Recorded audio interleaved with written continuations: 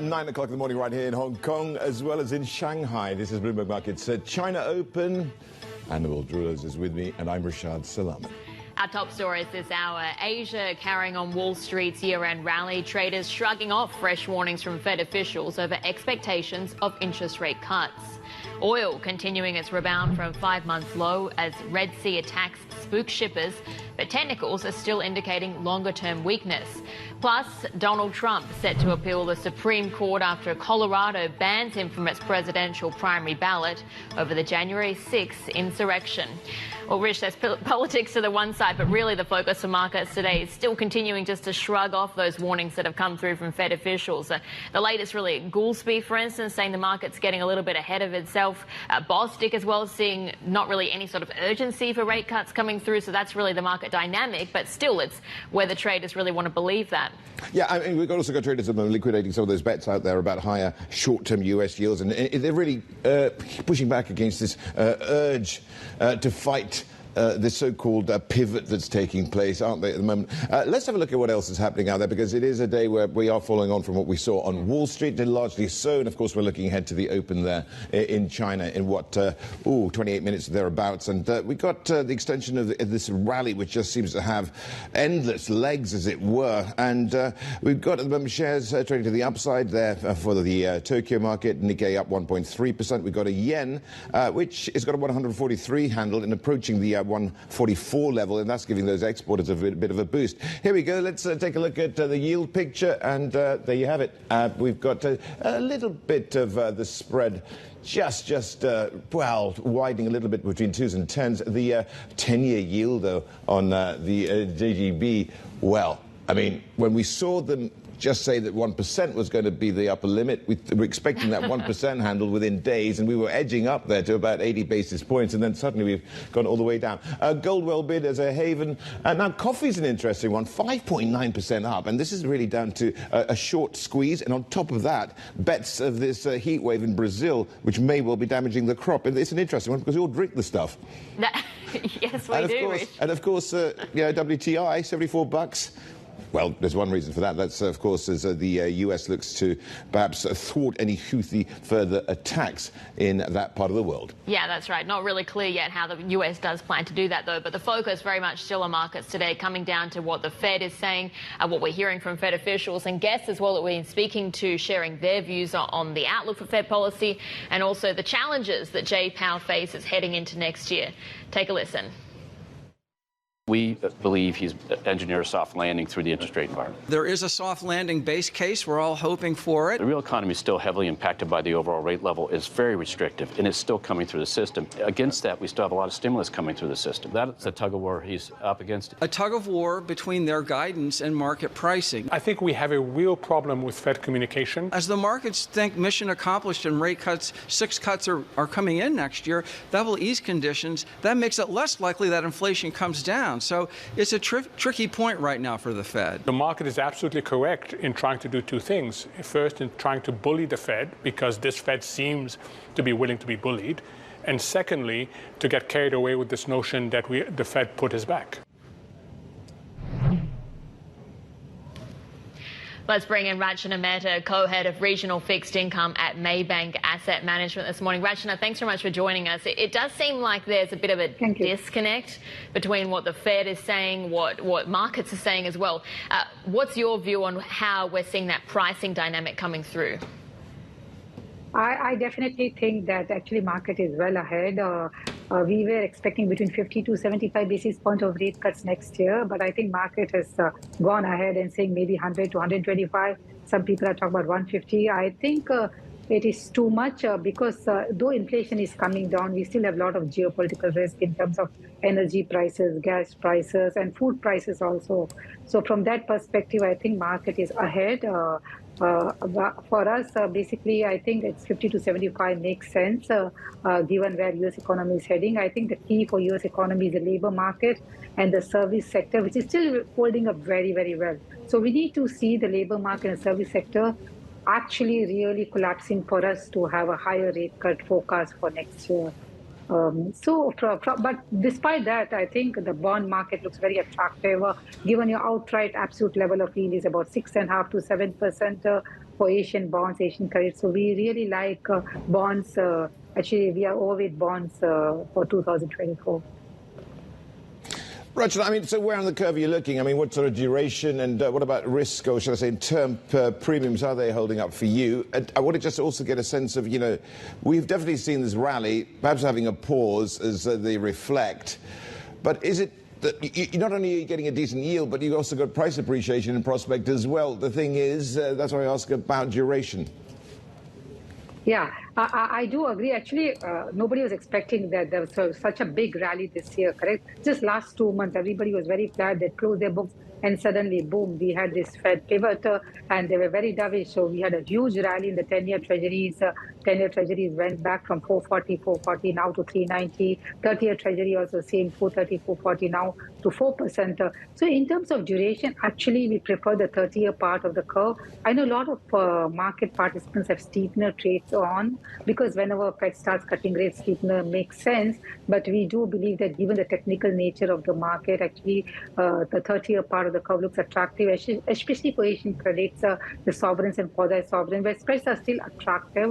So we prefer the 30-year part of the curve, but at least for the first quarter of 2024. And then maybe as we believe the Fed will cut rates, then that's the time to put on steepness. So for us to take the duration risk, actually, we are going much longer, 30-year part. We are buying some of the sovereigns and quadris in India, Indonesia, Korea, Japan. So I think for us, the 30-year part looks attractive. As of now, the 30-year treasury is trading at about 4.03. We believe that maybe it breaks 4% and goes for next year. Our target is about 370, 360 for 30-year part of the curve. So we definitely like the 30-year part of the curve for taking duration risk. And even for Asian credit, I think the spreads are very tight, but at least 30-year part of the yield gives you attractive enough premium.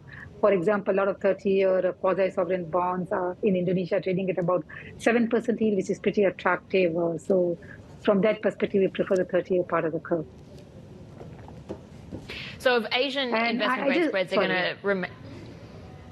I was going to say, if Asian investment grade spreads are looking to be a little bit range bound, what are you sort of preferring then in the high yield space instead in Asia? Okay, yeah. High space also, I don't see much alpha in the sense that it's a very good carry. For example, India and Indonesia are giving a yield of about 8%, whether it's the renewable sector or property sector. So we continue to like those high yield. But because the supply is very limited, we have not seen even any supply from Indian high renewable space this year. Very dismal supply. Same thing for Indonesia. The only caveat next year is we have elections in India and Indonesia. So I think the supply is going to be limited until the elections are out of the way. So definitely we continue like high yield bonds in India, Indonesia, for carry of about 8 to 9%, which is pretty attractive from a next year perspective. So alpha will come from high yield carry, some duration and some currency alpha also for next year. Roger, I mean, looking at regional, or should I say Asian fixed income, and both sovereign and corporate, when you look at that and then you look at perhaps a developed market fixed income, that is something which is going to be perhaps leaning towards the alpha of American politics, particularly going into the election, and of course geopolitics too. So does that create almost a safe haven in a way? Yes, I may not say safe haven because everybody, actually a lot of, if you look at Asian currencies, they do move with treasuries because most of them are priced over US dollars. But definitely given that we have US election next year, a lot of geopolitical risk. It is Asia, you have the demand from Asian investors. So say if US IG sells off, Asian IG may be protected because we have these technical bits from say Chinese investors, Thailand investors, Indonesian investors. So definitely, though the Asian spreads are all-time very similar to the US IG spreads, we have this technical bid, and that's why we believe that the spread widening will be limited for Asian credits. Definitely, I agree with you in terms of geopolitical risk. It's good to buy bonds next year. And one more thing is, given the US election risk, I know this year everybody is very worried about US fiscal deficit. My personal view is that fiscal deficit will be curtailed next year because there's not going to be more spending. Nothing is going to be passing through Senate or House given the we have election next year. So I think it's going to be status quo. So from that perspective also, we are not that worried about U.S. overspending or fiscal deficit issue. So next year is going to be very calm year for bond market, because this year was very volatile with Fed hiking, inflation being high, labor market very strong. Plus we had this fiscal issue in the U.S. But I think next year being an election year, we believe that it's going to be status quo. So we are not going to see much more supply in terms of U.S. Treasury. So that is going to be an added impetus to the bond markets. And that's why I think we are overweight, after a long time, we are overweight bonds for next year. Asian trades, local currency bonds, because we are bearish on US dollars, given that we know that Fed is at the peak of its cycle. So from that perspective, Asian currencies tend to do well when Fed starts cutting rates. So we can get alpha from Asian currencies plus some duration alpha. Yeah, so which currencies are you looking at in particular? Because some, of course, in Asia are driven more by domestic factors instead. Yes, yes. So definitely, I think we are waiting for Indonesian elections to get over. But from medium-term perspective, we really like rupiah, because if you look at rupiah, has been very, very stable. This year, dollar was very strong, but rupiah was actually flat. A lot of Asian currencies weakened, but rupiah didn't weaken at all this year. So from that perspective, I think rupiah stands out. And your real yield is very attractive. If you look at rupiah, 5-year to 10-year bonds, you're getting about 7% yield. Inflation is about 4%, 3 to 4%. So you're getting a 4% real yield, compared to US, where the real is about 2.5%. So I think rupiah stands out, and we expect rating agencies to upgrade Indonesia after the election. So if election goes well, everything, and it's status quo, then we do like rupiah from a medium-term perspective, given that it's very strong domestic economy, plus the fiscal deficit actually is very low in Indonesia. So all these factors adds up for us to like rupiah. We also like, sorry, okay, go ahead.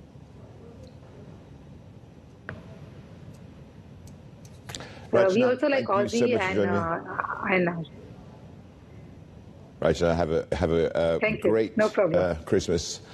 Thank you so much for joining us. Rishaad Mehta there, co-head regional fixed income at Maybank Asset Management. Well, still ahead, the US said to be mulling military strikes against rebels in Yemen as a wave of attacks in the Red Sea disrupt shipping routes. But coming up, Colorado's top court removing former US President Donald Trump from the state's 2024 ballot following, of course, the January 6th attack on the Capitol. Plus, coming you down to the open of the trading day, this hump day in Shanghai, Shenzhen and Hong Kong. This is Bloomberg Markets China Open.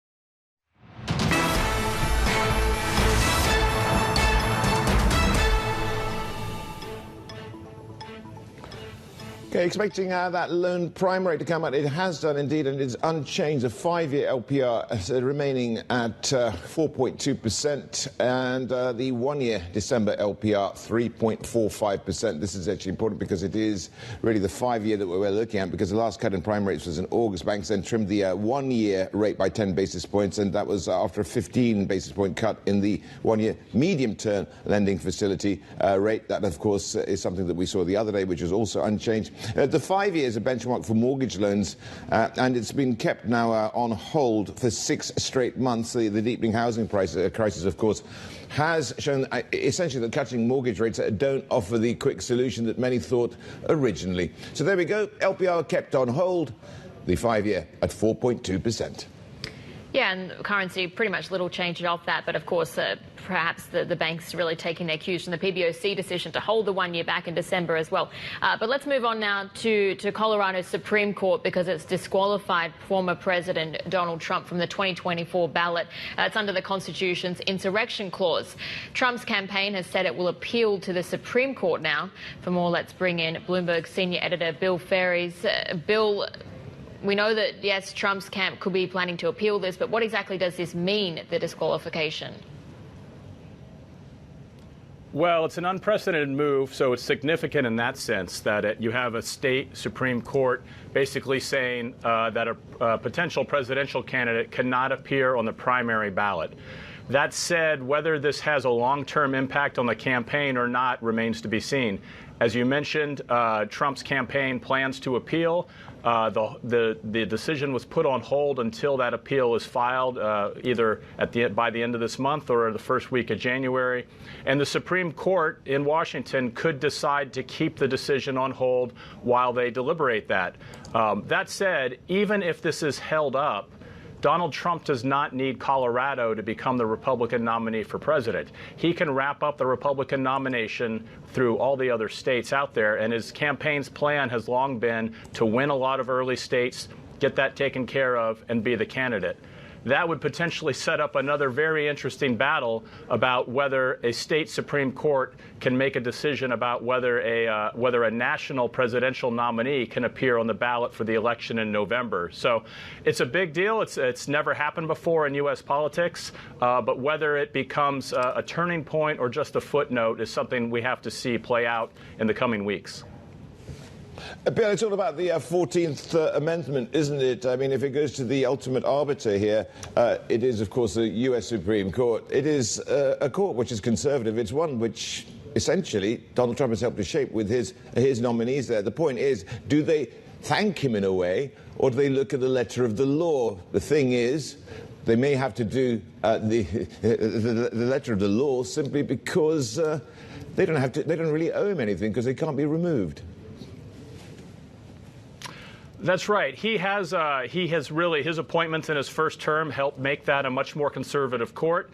They have made much more conservative decisions as a result. So you could go into it thinking that, yes, perhaps that they are going to lean more on his lawyer's arguments in this case. There is some wiggle room in how this section of the 14th Amendment, the Insurrection Act, as we call it, how that is worded. So there's room for interpretation there. It's just going to be an interesting question of how much the judges on the Supreme Court lean into those interpretations.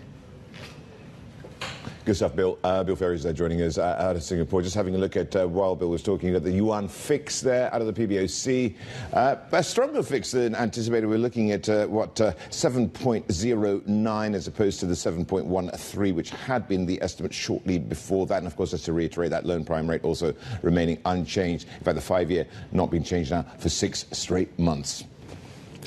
Yeah, let's move now to New Zealand's Prime Minister Christopher Luxon, who says that while the AUKUS security pact is vital to stability and peace in the Asia-Pacific region, his country's nuclear-free stance is non-negotiable. Luxon is in Sydney this morning for talks with his Australian counterpart, Anthony Albanese, and he spoke with Bloomberg's Heidi Stroud-Watts about the new administration's plans for the economy and for regional national security. We will obviously explore Pillar 2 as part of AUKUS, and we'll have those conversations and continue to understand where that's going and what the opportunities may be for New Zealand in that. And obviously we'll look at that through the course of next year. Do you think the changing landscape, which you sort of alluded to geostrategically, it makes more sense now? Well, look, I mean, we've always been open to exploring it under the previous government and my government as well. And it's just a question of making sure it's about new technologies, it's about how it gets shaped up, and if there's an opportunity for New Zealand, we're very open to looking into and considering it. The previous Labor government had sought on various points to somewhat mollify the relationship with China. Do you think you'll be taking a tougher position? Well, look, I think our position is pretty clear and consistent under successive governments, which is we acknowledge that we have a large trading relationship with China, but we also have a long-standing relationship that's been in place for over 50 years. And what we do is consistently raise concerns and differences that we may have with China in terms of different values that we may have, and we do that consistently and well, I think, under successive governments.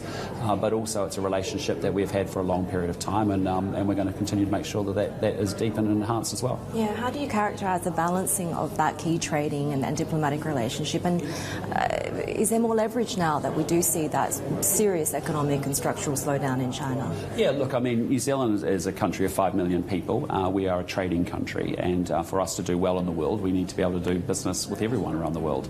And so we think there's a world of tremendous opportunities. Yes, we have a large trading relationship with China. We have an important relationship, obviously, here in Australia, but we see a world of huge opportunity for New Zealand, whether it be in Southeast Asia, whether it be in India, and even our recently signed UK free trade agreement. So, the message is very clear. New Zealand's under new management. We're open for business, and we're out in the world hustling because we want to build relationships with everybody. And we obviously understand that there are trading and security components to some of those relationships too. The RBNZ has been at the forefront of the rate hike cycle, but there is still this potential risk that more needs to be done. Some of that comes from the heat coming from immigration. We've seen immigration reform measures announced here. Is that something that you're considering, and what does that potentially look like? Yeah, look, I mean, we are in a place where we've had 129,000 net migration to New Zealand over the last year, and that is an elevated level of immigration and something that I'd say is not sustainable ultimately. We want to make sure our immigration levels are consistent with our economic agenda, but also we have the infrastructure in place to support it. But New Zealand is also dealing with a situation where we had a government that increased government spending by 80%. It actually hired 15,000 more bureaucrats. It also delivered, collected $100 million a day more in tax, and yet delivered worse outcomes. And so that high level of government domestic spending has driven domestic inflation, which in turn has raised our interest rates, slowed our economy down, and risks rising unemployment. And so my government in the first 4 weeks has been incredibly focused on dealing with the number one job that we have to do, which is to tackle inflation and get it down below 3% again. And so we've got a single-minded focus on doing that. So if we can lower inflation, we lower the interest rates, we keep the economy growing, we keep people in employment. And so that's been a lot of what our 100-day plan has been about, is making sure we rebuild the economy, lower the cost of living, and put actions in place to do that. That was New Zealand's Prime Minister Christopher Luxon speaking exclusively to us early this morning, and we'll have plenty more ahead. This is Bloomberg.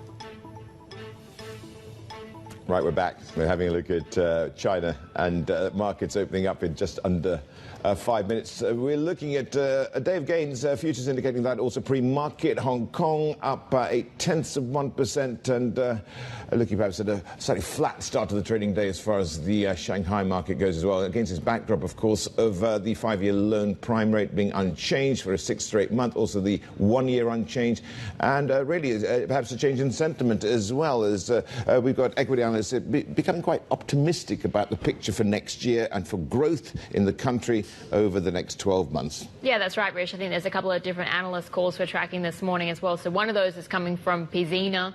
Its emerging markets value fund is boosting the weighting of China and Hong Kong stocks to about 33% of its portfolio, so up about 4 to 5 percentage points.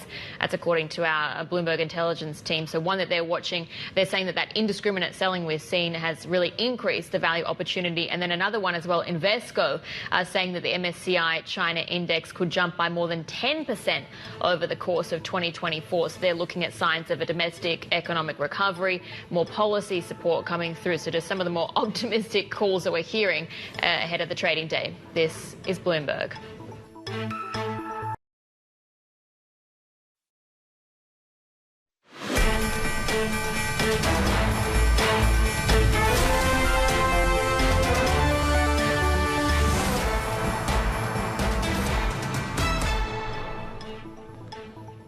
Okay, we are approaching the start of the trading day in mainland China as well as right here in Hong Kong, and it's looking good, positive, really spirit at the moment, and also perhaps a little bit of a move to the bullish side of things amongst analysts as well. It seems to be a bit of a sea change there taking place. We've of course got this rally in prospect as the US perhaps paved the way for what we are likely to see. So there we go. Yeah, it's interesting because so far we haven't really seen mainland equities benefiting that much from the optimism around Fed rate cuts, but that could be something that's really starting to shift sentiment so far in the session. And we are, of course, starting to see more analysts turning pretty optimistic about the outlook for growth in China over the course of next year. But the open here for mainland equities, also the start of trading here in Hong Kong, and we're taking a look at how things are faring so far.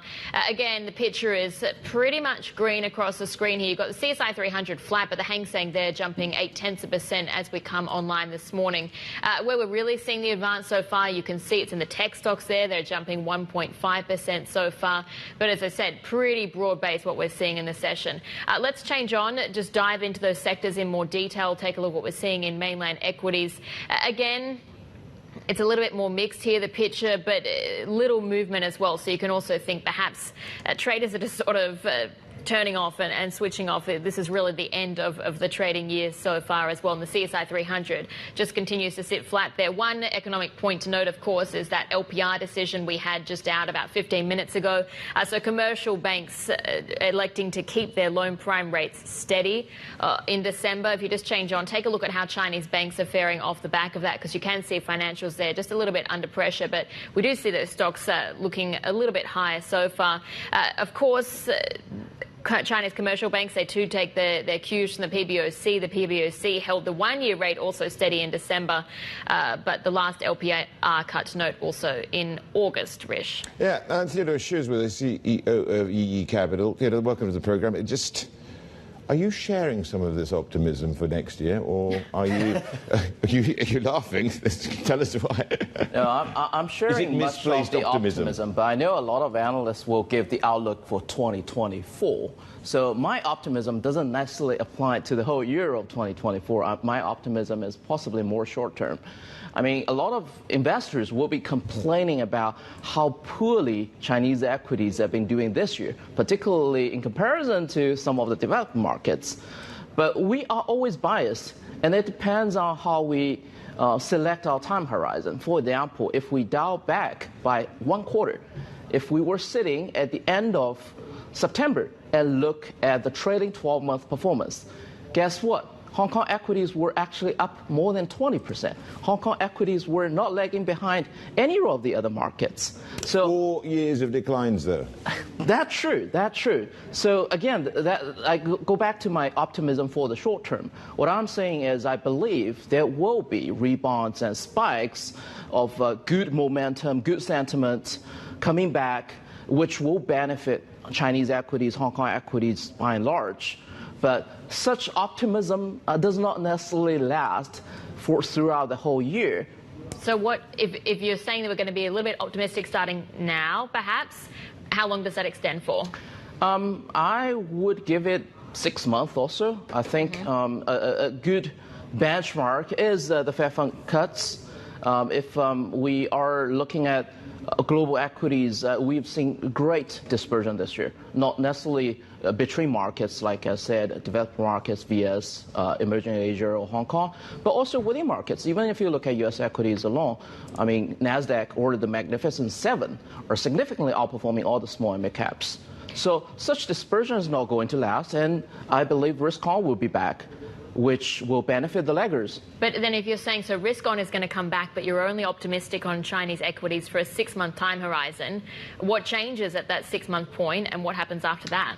I think if we look at the fundamentals of Chinese companies, many of the annual results will come in early Q2 next year, and I think those annual results should be pretty good given the low base effect that we had in previous years, and the optimism could be partially fueled by these good results. But as we know, the relative weakness of Chinese economy is true. It is there, and we can see how they're struggling, many companies and the overall economy. So what I'm saying is that if we go down the road for another quarter or two, likely the numbers that we're seeing are not as rosy, and that could lead to some pullbacks from the optimism. What you need is foreign buying.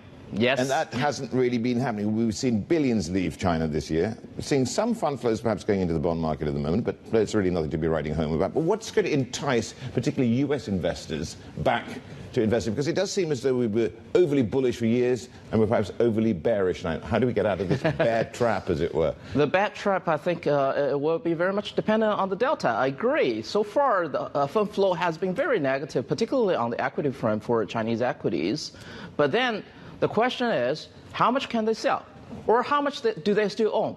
Yes, according to many of the official stats, from mainland China, for example, if we look at the Asia foreign ownership, etc., the foreign ownership is still very high. But if we really break down who actually owns what, then you will see much of that capital is sticky long-term capital that is not easily influenced by a trustee sitting in Minnesota, and very likely those money will not go. Then back to my question, who's going to sell and what to sell? There's not much more to be sold. Therefore, going forward, there's only one way up for foreign flow.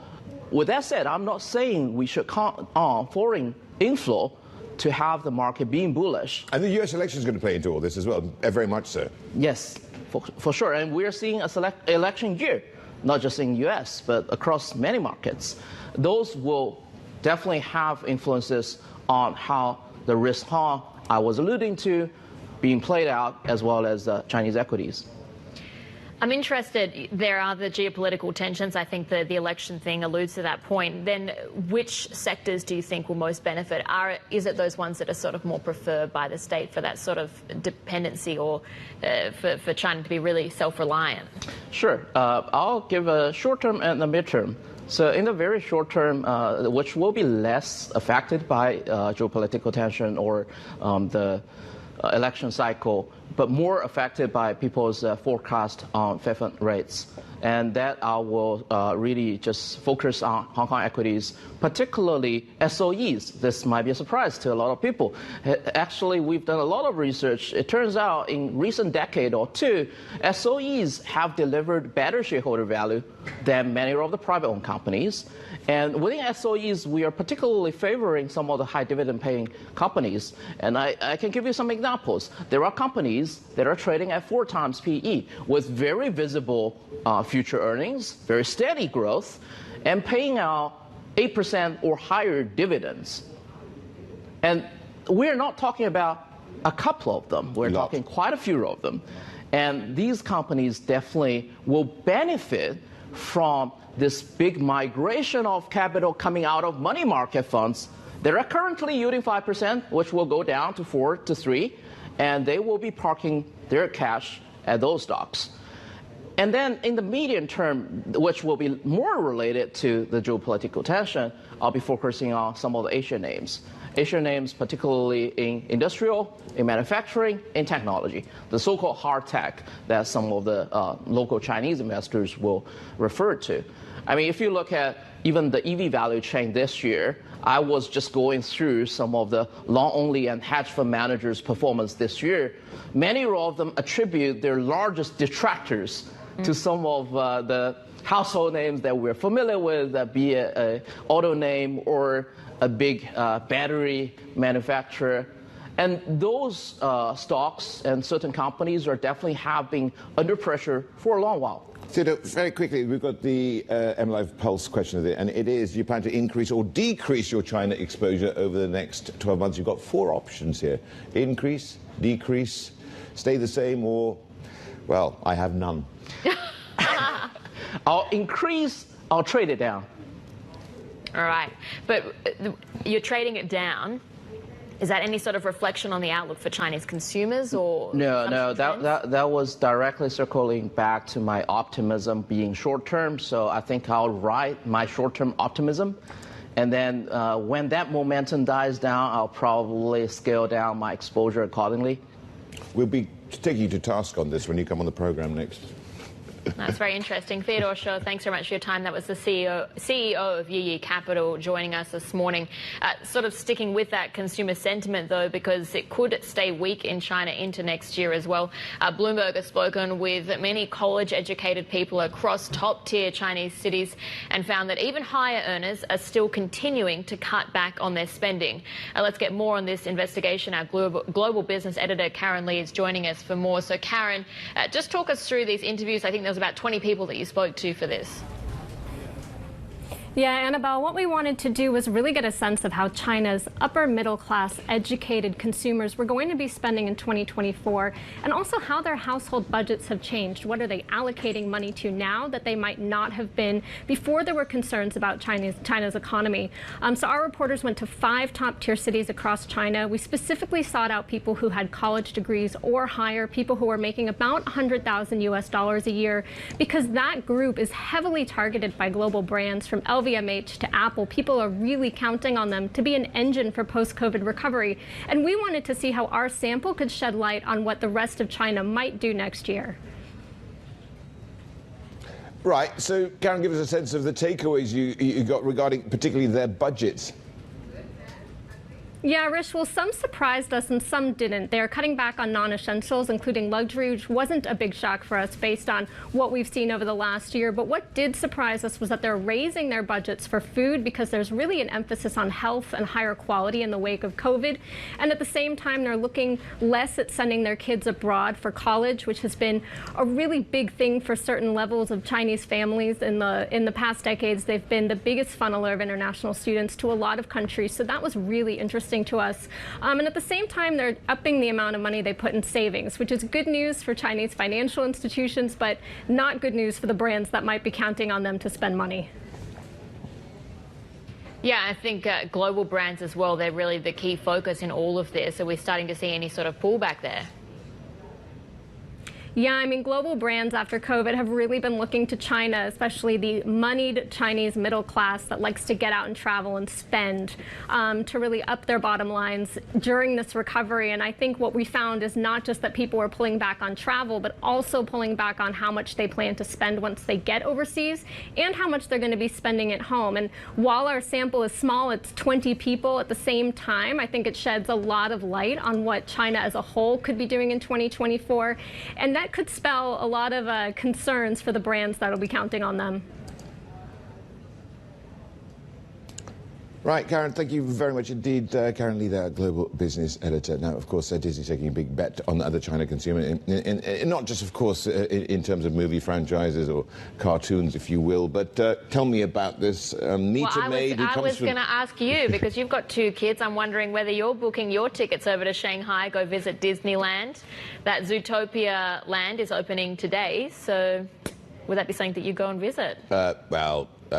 Yeah, I might go to Peppa Pig World instead, actually, which is in England. I mean, there seems to be theme parks, bizarre ones. Anyway, these are some scenes from Zootopia. Of course, a story of a rural rabbit who wants to join the police, and she's thrown straight into the deep end by accident, even though the inspector said that she should just be a meter maid. And then she, of course, embarks on this amazing crime thriller, as it were.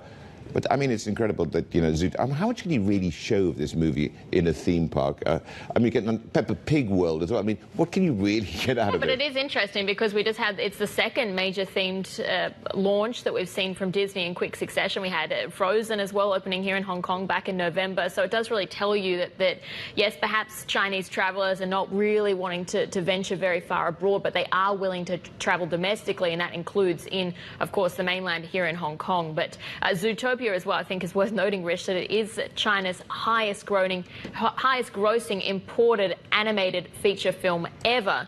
So it does just really speak to the strength of that franchise. And we know, of course, Zootopia is planning a sequel in the coming years as well. I know 2 people who can't wait for that. Anyway. Right. We'll leave you with these images of...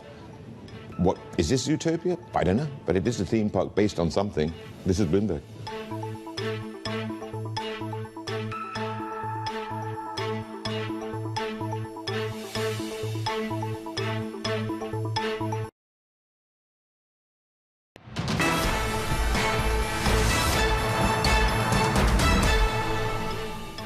The first consequence you would see, and we're seeing it already today, is that freight rates will start to go up.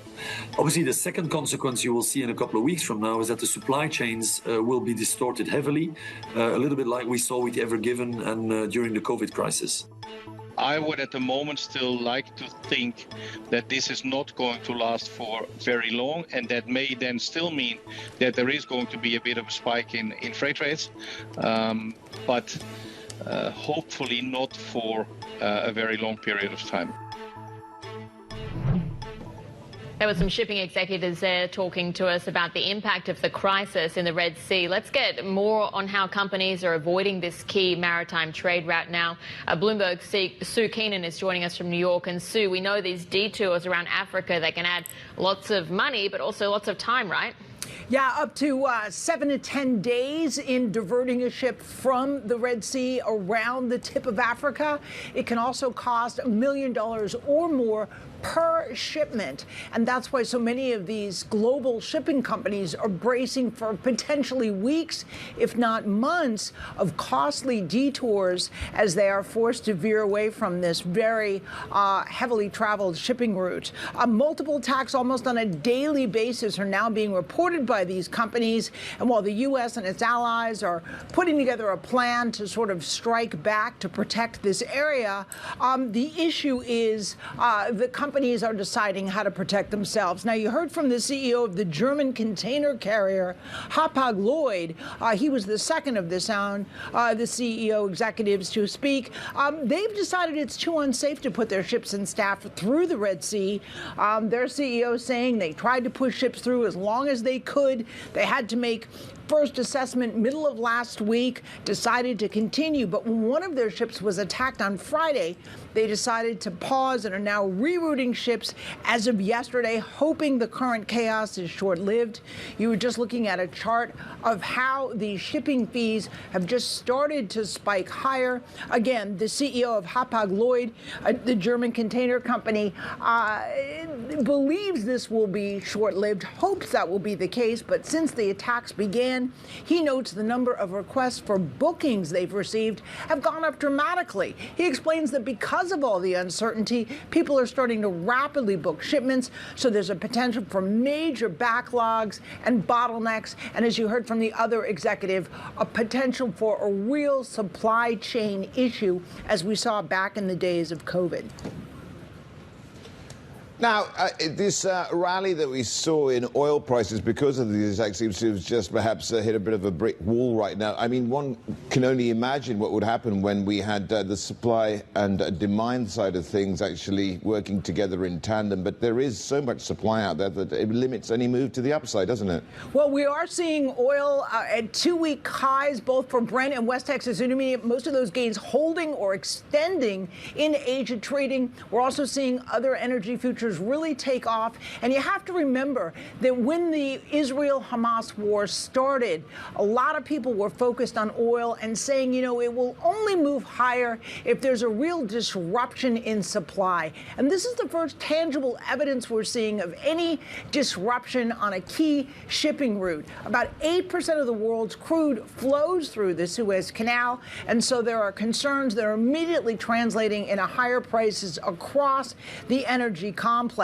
Now, again, as Rish mentioned, we have seen oil futures at 5-month lows on concerns of oversupply. There continue to be technical gauges that a lot of the traders and investors follow, namely the prompt spreads and time spreads. These gauges continue to signal oversupply. And again, many traders do not see the bump in price really lasting that long. There are those who are focused on the dynamics of the attacks we're seeing, concerned that perhaps this is much more complex, and it's very hard to tell how long this can last. Back to you. So, Gustav Sukina there for us there, just having a look at the oil dynamic and how it's playing out given the geopolitical standoff taking place in the Red Sea. Right, we've got a lot more ahead, including market checks. And, of course, very much more than that. This is Bloomberg.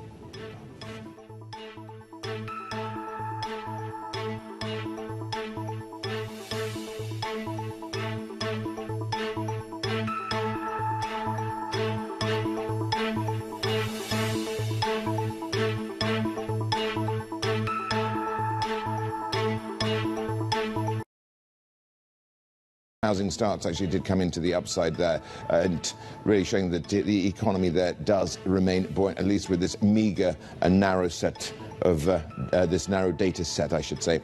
Let's have a look at what's been happening tech-wise and have a look at some of those stories. The CEO of the medical device maker, Massimo, says Apple should apologize for allegedly copying his company's technology for measuring blood oxygen levels. Massimo's patent infringement cases forced Apple to stop selling 2 of its smartwatch models, and that's just days before Christmas. Chiani saying that the tech giant has yet to seek a settlement with his company. There needs to be an honest dialogue. There needs to be an apology. These guys have been caught with their hands in the cookie jar, and instead of being embarrassed and doing the right thing, they're blaming everybody and they're fighting everybody. Well, indeed, as Apple prepares to pull some smartwatches from its US stores, it's reminding staff not to point shoppers to places where they can buy the devices. Major retailers such as Best Buy, Walmart and Target continue to sell the watches despite the patent dispute. Apple also telling employees not to speculate with customers on when or how the issue would be resolved.